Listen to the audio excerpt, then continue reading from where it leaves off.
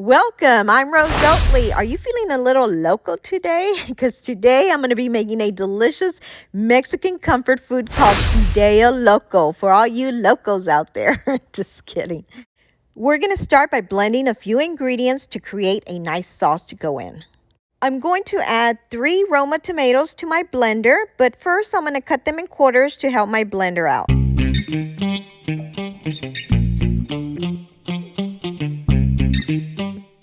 You want to add 2 to 3 garlic cloves. Now this is my very last one, but it's a pretty large one, so it's equivalent to about 2.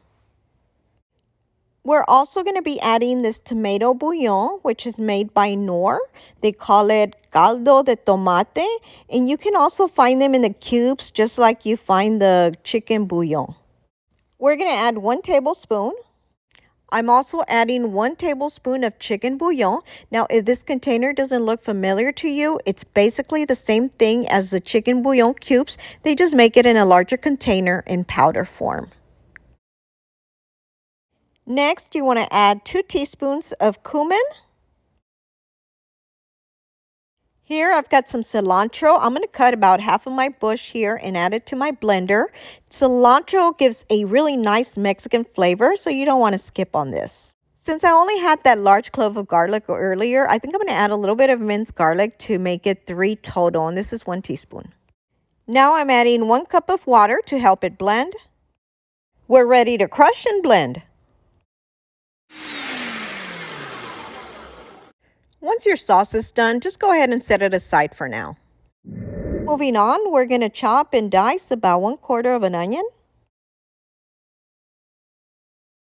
Next ingredient, you want to peel 3 potatoes.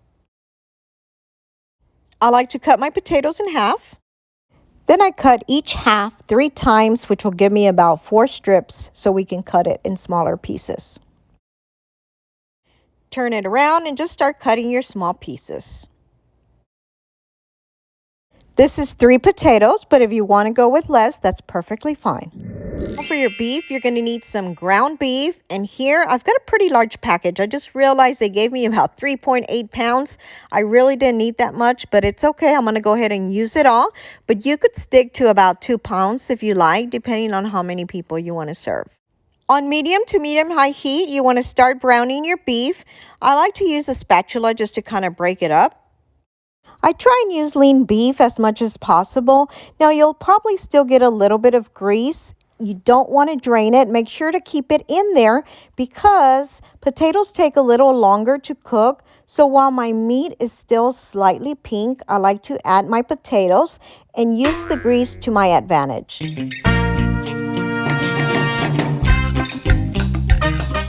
Now, if you don't have any grease in there at all, you can add a little bit of olive oil to kind of help the process.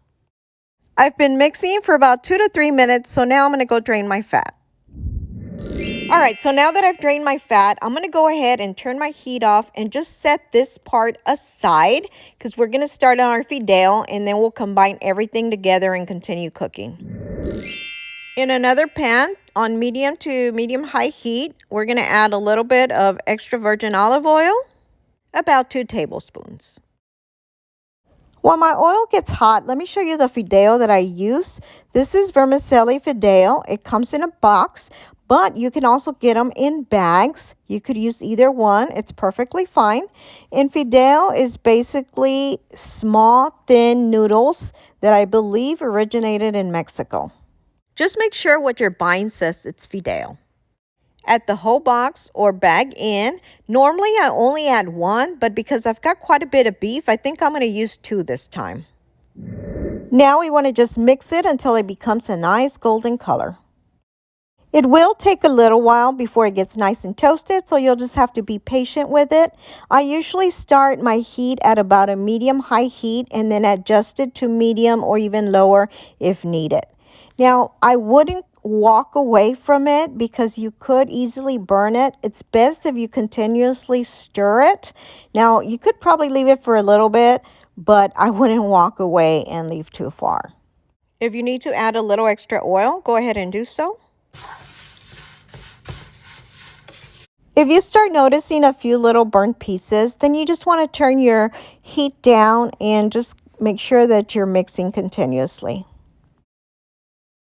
If you've noticed, it's starting to turn a nice golden brown color. All right, I'm going to turn my heat down to about a number 2 and go grab my onions.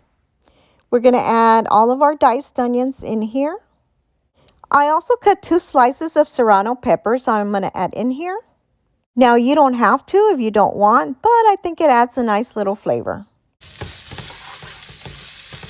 We're just going to mix this and fry it for 1 minute. I'm already getting that nice onion aroma in here. Let's go ahead and turn off our stove and set this aside for now.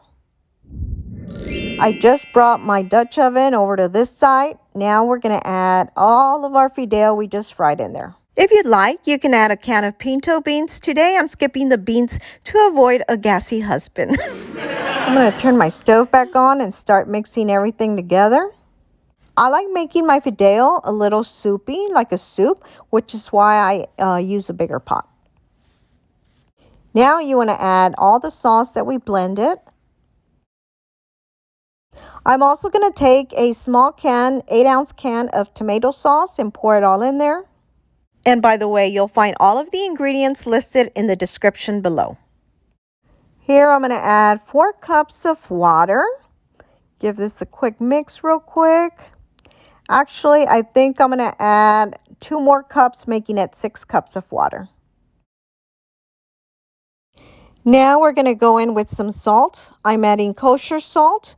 You can add any salt you want to your taste. I'm also going to go in with a little bit of pepper.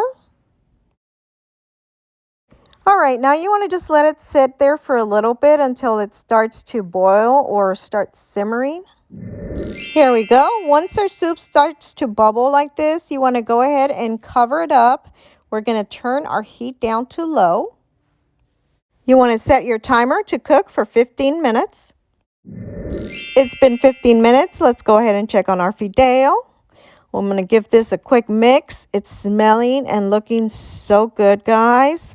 All right, so what you can do is just take a piece of potato, and if it splits in half, it's ready to go.